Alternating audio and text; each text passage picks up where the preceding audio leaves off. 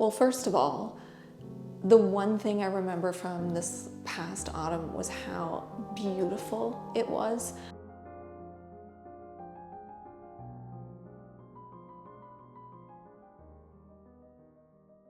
So here's how I survived the autumn semester. Get that head start. Get it. Take it. Do whatever you need to do. Second of all, assignment trackers. I mean, some people who like spreadsheets in Excel, they do it themselves. Good for you. Good for you. I don't have that kind of patience or time. I went on Etsy. I looked at like what the cool girlies do. It saved my life because you put in all your assignments, all your due dates, and it tells you how many days you have left. And it just is a way to like organize it visually outside of your syllabus.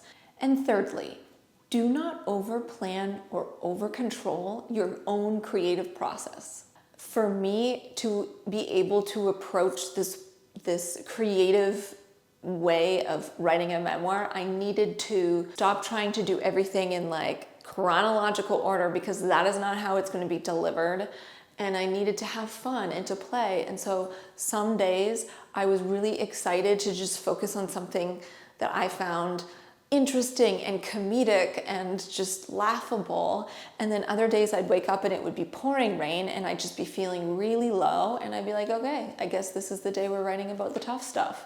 For me, that's how I really found rhythm, routine, and a compassionate approach. Assignments, everything from book reports to research papers to your book proposal is there to be tools to support what you're already trying to do in the first place. Assignments that took me the most time would be the proposal. That's a hefty piece of document. I mean, you're talking pages and pages and pages, marketing plan.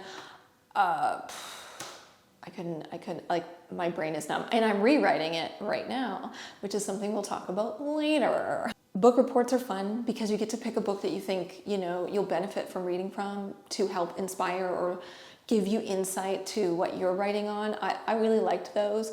But I would say the research paper took a lot of work and energy. Okay, the fun part, books, good prose, The Art of Nonfiction. This is put together by Tracy Kidder and Richard Todd. Confession as a means of reconstructing the self can have a keyhole-like fascination for the reader. Perhaps every memoir should reveal something the author doesn't reveal in daily life. Again, oi.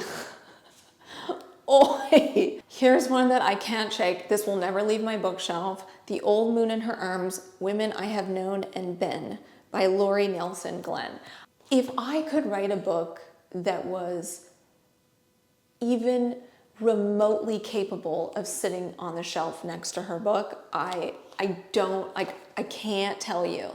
One excerpt from this book, a section called Anne on the Beach. She's on the beach. She sees her friend. They're walking towards each other. She describes the fact that her friend has had spinal problems and needs to do a lot of movement and stretching to keep herself limber. This is where Lori comes in and she says, although I walk a lot, stretch and meditate now and then, I need to do more than admire Anne's initiative. My aging body needs to move more. A day like this, however, is about spirit, not body, what the ocean offers the heart. When Anne and I reach each other on the sand, we both throw up our hands and yell, "This is magnificent! How lucky can we be? Heaven!" A moment of shared joy, the warmth of the sun, diamonds cascading in waves, the hop and rollick of seabirds, and life. Life! There's a way that you can use words that can just really give you the actual image in a way that saying it was a sunny, beautiful day does not communicate. It is so good. In the Dream House, this came recommended to me a few different times. I think it was on a recommended reading list for school, but then also a friend of mine I made, a class friend, also said I needed to read it. It's about the dissolution of a relationship, but also the abuse within it. It is difficult.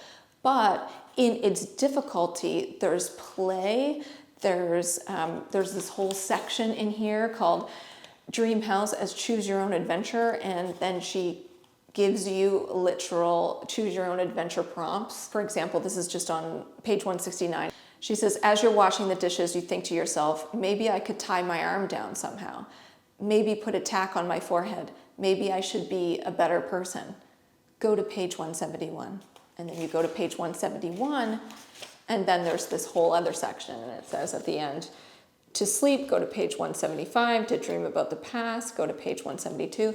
I just think that's a fun way to play with trauma, because it can be really hard to, as I'm finding, to put hard concepts into writing. And play is one way of doing so, in which other people can follow along, and yet also you're not re-traumatizing yourself through it in the exact way that would be unhelpful to the reader and to you. Family Trouble is a book that came on the recommended reading list. What I believe is that the straightforward telling of family stories has value. I believe that more people have been harmed over time by secrets and concealment than by candor and revelation. I think that's amazing, because it's really easy to just not want to say anything, to not really want to go deeper. But if I'm doing this, I'm going deep, so buckle up, everyone. So there we have it. That is the autumn semester. I am proud of myself for the time and space the summer gave me to get ahead of things, because, you know, when you are starting your book project, that's outside of all your deadlines. You have like a whole other thing. You know, not only do you have however many assignments that is, 2 book reports, blah, blah, proposal, you have deliverables for your mentor, and that's your book. That's what you're there to, that's what you're here to do. So time management, planning ahead when you can, and really honoring yourself and blocking out that time and saying, no, this is what I'm doing right now. I'm not going to be distracted by, you know, X, Y, and Z, and honoring your commitment to yourself and your project. I think that's it.